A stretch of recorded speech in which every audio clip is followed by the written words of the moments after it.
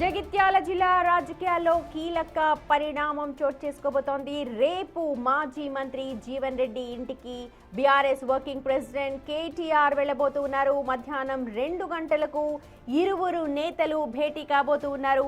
ఈ సందర్భంగా జీవన్ రెడ్డిని బీఆర్ఎస్ లోకి ఆహ్వానించబోతున్నారు మాజీ మంత్రి కేటీఆర్ అన్న చర్చకు ఇది నిజంగానే ఒక ఊతమిస్తోందని చెప్పాలి. రేపు మధ్యాహ్నం 2 గంటలకు బీఆర్ఎస్ వర్కింగ్ ప్రెసిడెంట్ కేటీఆర్ మాజీ మంత్రి కలవబోతున్నారు. జగిత్యాలలో కొద్ది రోజుల క్రితం తీవ్ర అసంతృప్తితో ఉన్నారు జీవన్ రెడ్డి.